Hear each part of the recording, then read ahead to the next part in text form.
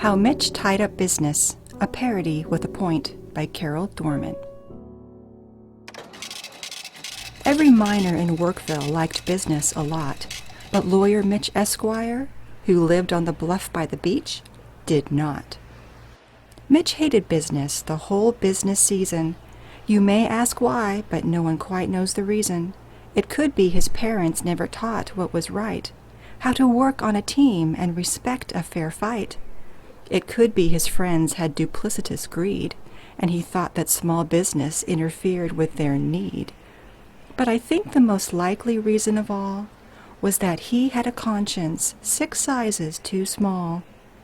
But whatever the reason, his friends or his ethic, he sat there on business eve with a hate apoplectic, staring down from his mansion with a sour old frown at the small business windows below in their town. He knew the small bosses in Workville beneath were busy preparing each bonus day wreath.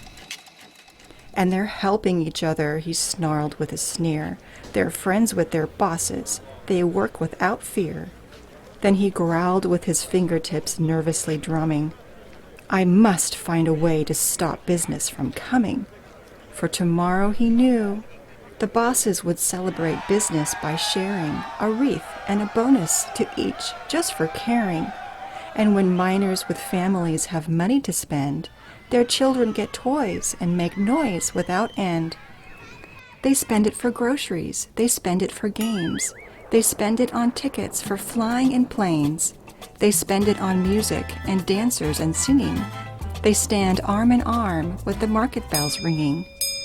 The more Mitch remembered that the market bells ring, the more that Mitch thought, I must stop this whole thing. Why, for 53 years I've put up with it now. I must stop this business from coming. But how? Then he got an idea, an awful idea. Mitch got a marvelous, awful idea. I know just what to do, Mitch laughed in his throat, and he made a quick paga claws cap and a cloak. And he snickered with glee. What a great legal trick. With this cloak and this cap, I'll look just like A.G. Slick. All I need is a pigeon. Then Mitch looked around, for he knew California is where pigeons abound. So he thought up a lie for a billboard and flyer. Lost wages recovered, contact Mitch Esquire. And before he got home, he had one on the hook, and he made sure she signed on the line in his book. So with the powers of state firmly gripped in his fist, he jumped in his car and sped off in the mist. All their doors were wide open. Working songs filled the air. All the miners and bosses labored on without care. When he came to the first little shop on the square, he sneaked through a window, that fiendish old ape. He slinked and he slithered with a roll of red tape. He pilfered the records and picked through the files. He stomped and he sauntered and danced in the aisles. He knew boss and miner each trusted the other. He knew they weren't watching their backs for Big Brother. So he stepped to the clock room as quick as a flash. He tied up their time and he tied up their cash. He strung his red tape through the rafters and rails. He wrapped all the phones and the laptop emails. He knotted with red all the wreaths with their checks, so the bosses might lose every miner's respects. And the last thing he tied were 2 sour old notes, in the hope this might spoil working songs in their throats. Then he did the same thing all over Workville, tying up every clock, every card, every bill. It was 5:15, almost time for the bell. He hid round the corner listening hard for that yell. Good riddance, you miners, he was fiendishly humming. They'll find out right quick that no business is coming. They're just clocking out. I know just what they'll do. Their hearts will stop beating a second or two. Then the miners in Workville will all yell, Hey, you! So Mitch waited nearby. No one knew he was there. He expected to hear angry words rip the air.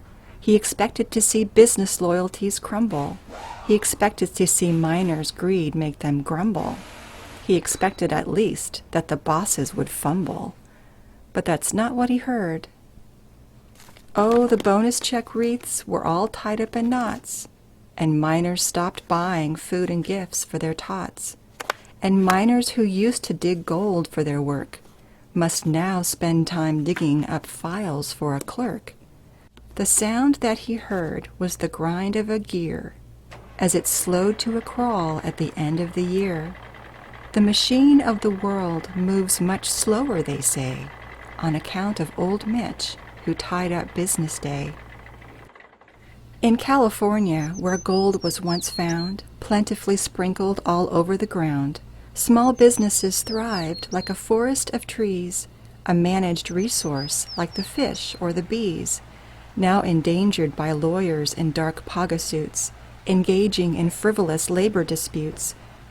Do you ever wonder what it is you can do if you stop and just think for a moment or two and see we're all brothers, he's me and I'm you? Spread the word about Mitch and his sneaky red tape.